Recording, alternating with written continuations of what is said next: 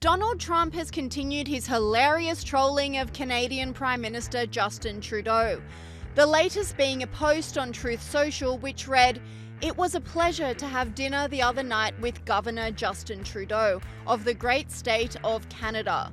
I look forward to seeing the Governor again soon so that we may continue our in-depth talks on tariffs and trade, the result of which will be truly spectacular for all." The internet went into meltdown after the hilarious post, with this commentator saying, "I just love how Trump shows absolutely zero respect to Trudeau.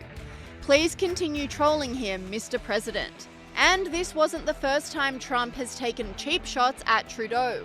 The president-elect started the joke during a dinner with Trudeau at Mar-a-Lago after the Canadian Prime Minister made a desperate dash to settle tariff tensions. And tonight we're getting some new details about that Trump-Trudeau dinner from two people who were at the table. We are told that when Trudeau told President-elect Trump that new tariffs would kill the Canadian economy, Trump joked to him that if Canada can't survive without ripping off the U.S. to the tune of $100 billion a year, then maybe Canada should become the 51st state and Trudeau could become its governor.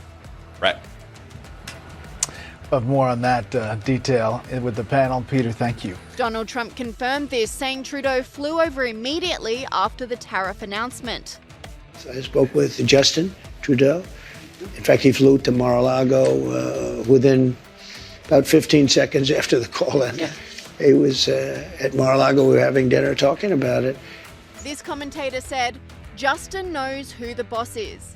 And it seems like Trump's comments are hitting a little too close to home for Canadian Green Party leader Elizabeth May, who seemed very triggered when asked about the running joke. Trump on his Truth Social this morning greeted the Prime Minister as the Governor of the 51st state, something along that line. Have you seen that? Do you have any thoughts about that, about the dynamics of the relationship? I haven't seen that, so I probably shouldn't comment. Just that with the Truth Social post of Donald Trump planting a Canadian flag on a Canadian mountain, I have to say that to the extent that this 51st state thing was a joke, it's not funny.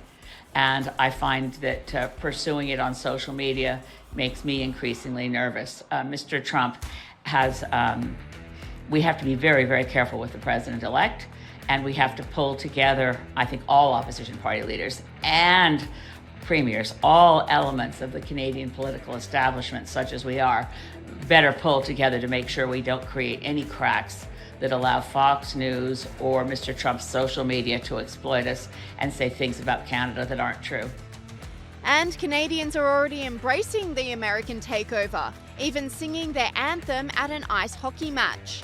Streaming, and the rockets red glare, the bombs bursting in air, gave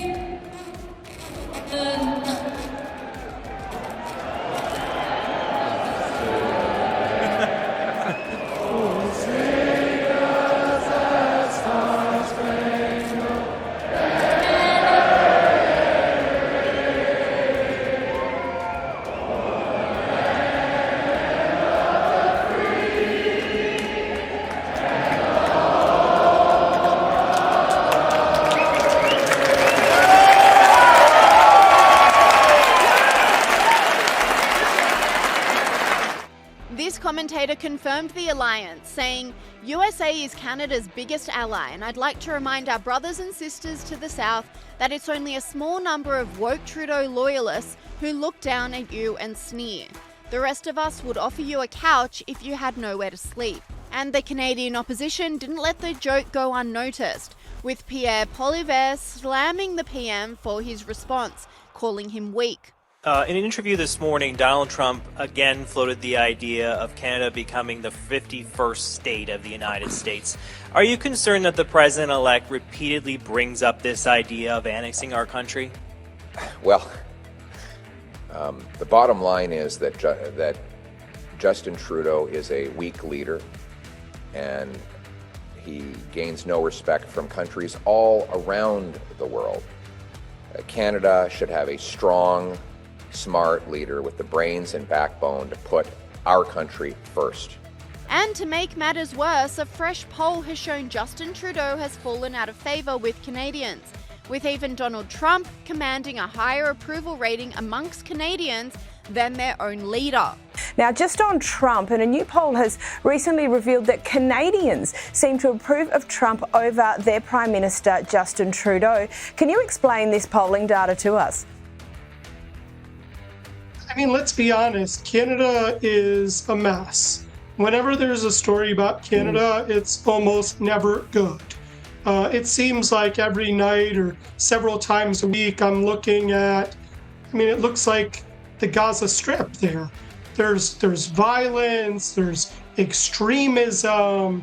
It's an example of what happens when the leader of a country is a left-wing extremist. And you compare that to Donald Trump's record, and it's much better. Just this week, there was a major international event where they were essentially rededicating the Notre Dame because it had been refurbished after the big fire. And Donald Trump showed up there, and this might be subjective, but really the way that he was interacting with the heads of state, it made me feel almost like America was back. And you contrast that with some of the left-wing leaders, Trudeau and even Joe Biden, and there really just isn't that same international reception.